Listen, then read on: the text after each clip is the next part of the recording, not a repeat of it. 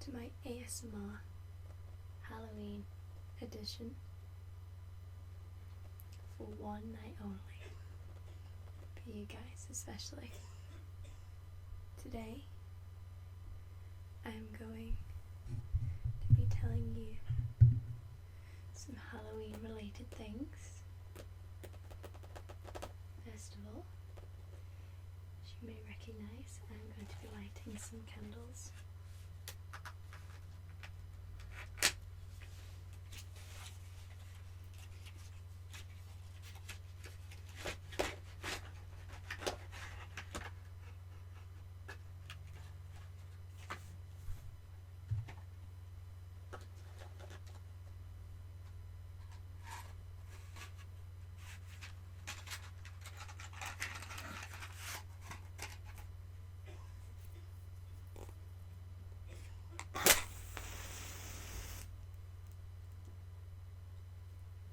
Calm flame.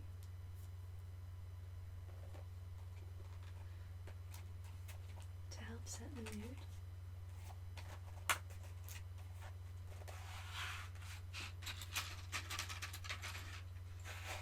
I love the sound of matches.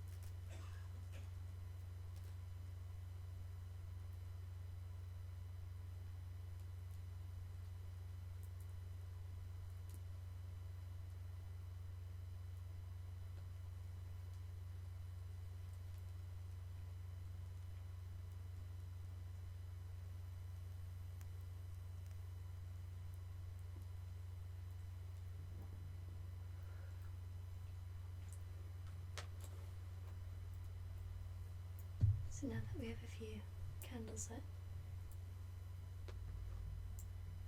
I can begin telling you some Halloween stories.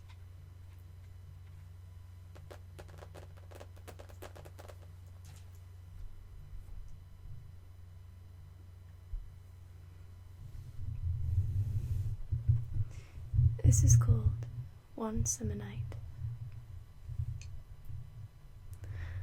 The fact that Henry Armstrong was buried did not seem to him to prove that he was dead.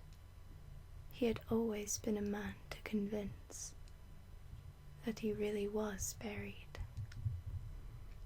The testimony of his senses compelled him to admit. His posture flat upon his back, with his hands crossed upon his stomach, and tied with something that he easily broke without profitability altering the situation.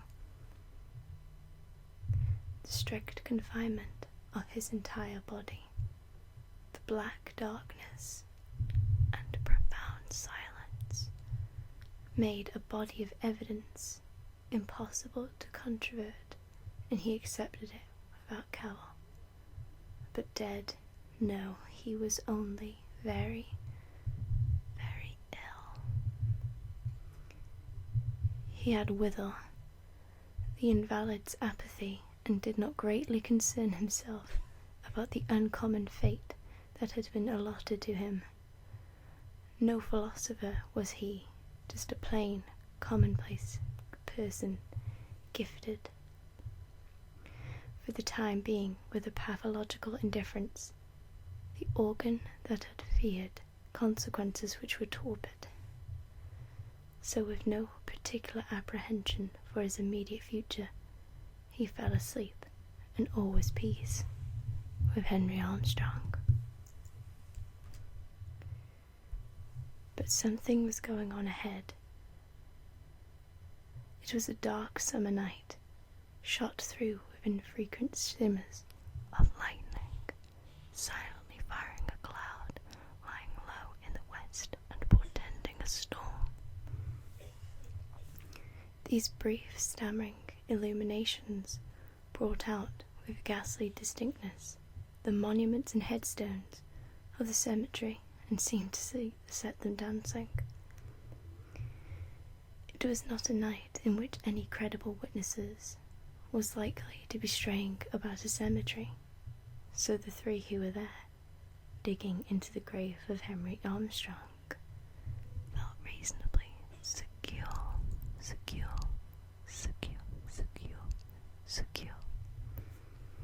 Two of them were young students from a medical college a few miles away. The third was gigantic and known as Jess. For many years, Jess had been employed about the cemetery as a man of all work, and it was his favourite pleasantry that he knew every soul in the place. From the nature of what he was now doing, it was inferable that the place was not so populous as its register may have shown it to be. Outside the wall, at the part of the grounds farthest from the public road, were a horse and a light wagon, waiting.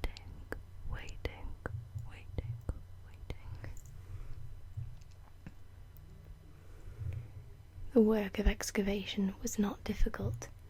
The earth with which the grave had been loosely filled a few hours before offered little resistance and was soon thrown out. Removal of the casket from its box was less easy, but it was taken out, for it was a perquisite of Jess, who carefully unscrewed the cover and laid it inside, exposing the body in black trousers and white shirt.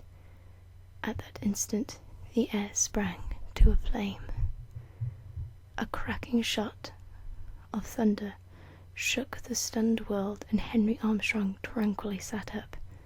With inarticulate cries, the men fled in terror, each in a different direction, for nothing on earth could two of them have been persuaded to return.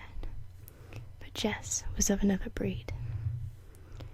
In the grey of the morning, the two students, pallid and haggard from anxiety, and with the terror of their adventure still beating tumultuously in their blood, met at the medical college. "You saw it?" cried one. "God, yes. What are we to do?" They went around to the rear of the building, where they saw a horse attached to a light wagon, hitched to a gatepost near the door of the dissecting room. Mechanically, they entered the room. On a bench in the obscurity sat Jess.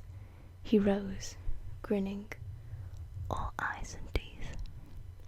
"I'm waiting for my pay," he said. Stretched naked on a long table lay the body of Henry Armstrong, the head defiled with blood and clay from a blow with a spade.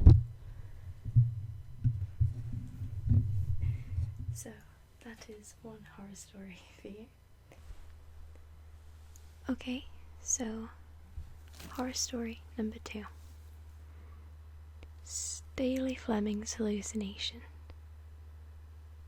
of two men who were talking.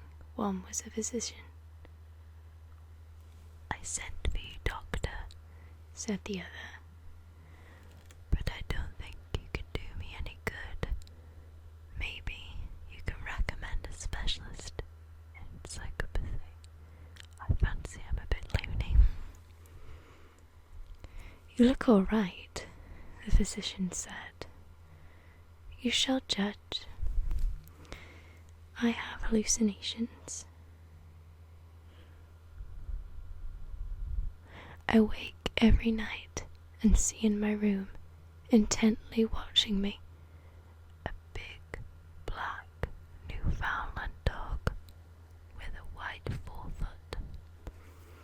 You say you wake me. Are you sure about that? Hallucinations are sometimes only dreams. Oh, I wake all right. Sometimes I lie still, a long time, looking at the dog as earnestly as the dog looks at me.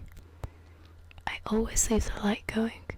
When I can't endure it any longer, I sit up in bed and nothing is there. What is the beast's expression? It seems to be sinister.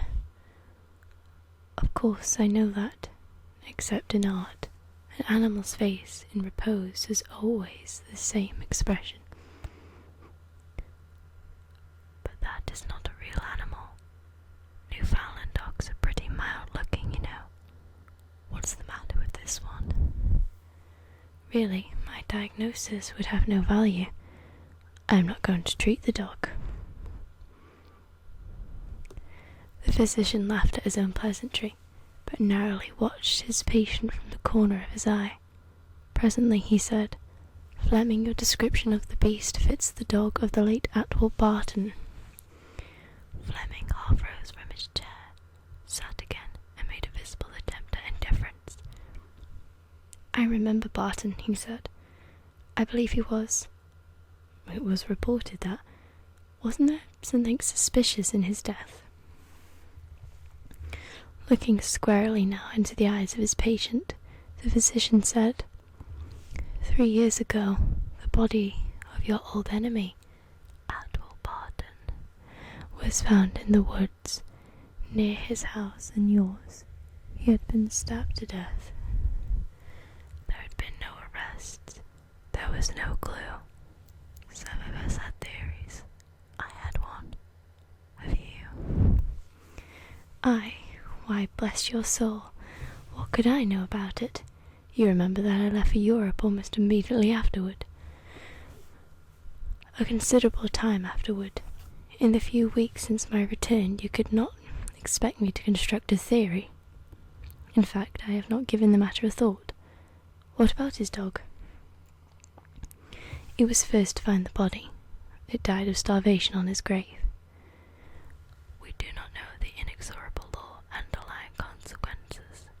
Staley Fleming did not, or he would perhaps not have sprung to his feet as the night wind brought in, through the open window, the long wailing howl of a distant dog. He strode several times across the room in the steadfast gaze of the physician, then abruptly confronting him, almost shouting, "What has all this to do with my trouble, Dr. Holman?" "You forgot why you were sent for." Rising, the physician laid his hand upon the patient's arm and said gently, "Pardon me, I cannot diagnose your disorder offhand. Tomorrow, perhaps. Please go to bed, leaving your door unlocked. I will pass the night here with your books. Can you call me about rising?" "Yes, there is an electric bell." "Good. If anything disturbs you, push the button without sitting up. Good night." Comfortably installed in an armchair, the man of medicine stared into the glowing coals and thought deeply and long. But door leading to the staircase. Listened intently, then resumed his seat. Presently, however, he fell asleep, and when he woke, it was past midnight. He stirred the failing fire, lifted a book from the table at his side, and looked at the title. It was Denneker's Meditations. He opened it at random and began to read. "Forasmuch as it ordained of God that all flesh hath spirit, and thereby taketh on spiritual powers, so also the spirit hath powers of the flesh, either when it is gone out of the flesh, and liveth as a thing apart, and many as violence performed by wraith and Lemure sheweth." Lemure, I like that logo. "And there be who say the man is not single in this, but the beasts have the like evil inducement, and..." The reading was interrupted by a shaking of the house.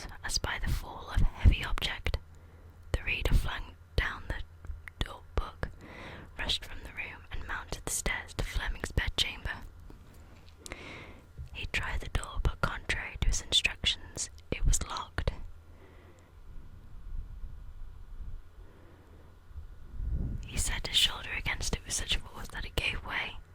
On the floor near the disordered bed, in his nightclothes, lay Fleming, gasping away for his life. The physician raised the dying man's head from the floor and observed a wound in his throat. "I should have thought of this," he said, believing it was suicide. When the man was dead, an examination disclosed the unmistakable marks of an animal's fangs, deeply sunken into the jugular vein. But there was no animal. Okay, so that's the end of the stories. And now for you, everybody, I'm going to do an ear-to-ear whispering of some Halloween sounds and words for you. Okay.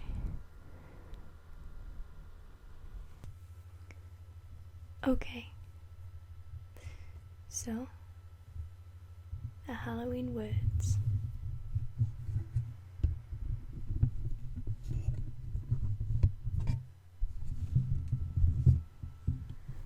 Are as follows: afraid, afterlife, alarming, alien, angel, apparition, astronaut, autumn, bat, beast, bizarre, black, black cat, blood, blood curdling, the boogeyman, bone, boo, broomstick, cackle, candy, cape, calf, casket, cat, cauldron, cemetery, chilling, cloak, clown, cobweb, coffin, corpse, costume, creepy, crown, crypt, dark, darkness, dead, demon, devil, devilish, disguise, dreadful, death, dress up, eerie, elf, enchant, evil, eyeballs, eye patch, face paint, fall, fangs, fantasy, fear, firefighter, flashlight, fog, fright, frightening, frightful, ghastly, ghost, ghostly, ghoul, ghoulish, goblin, goodies, gory, gown, grave, gravestone, grim, grim reaper, grisly, gruesome, Halloween, hat, haunt, haunted house, hayride, headstone, hobgoblin, hocus pocus, horrible, horrify, howl, imp, jack-o'-lantern, jumpsuit, lantern, make-believe, makeup, magic, magic wand, mask, masquerade, mausoleum, midnight, mist, monster, moon, moonlight, moonlit, morbid, mummy, mysterious, night, nightmare, October, orange, otherworldly, owl,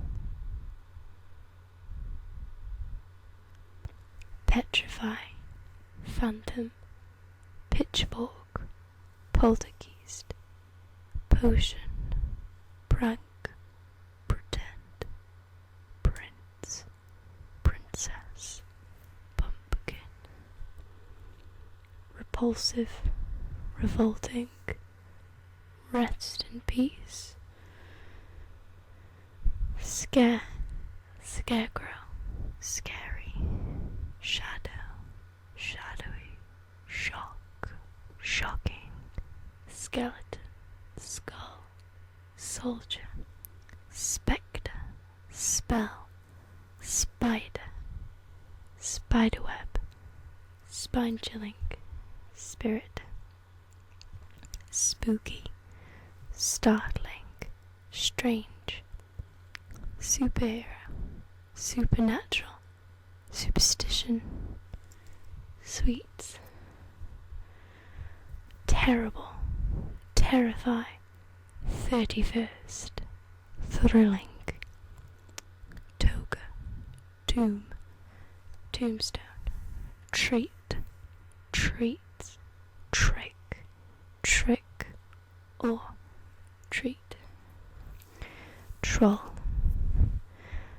unearthly, unnerving, warlock, weird, web, werewolf, wicked, witch, witchcraft, wizard, wizardry, and zombie.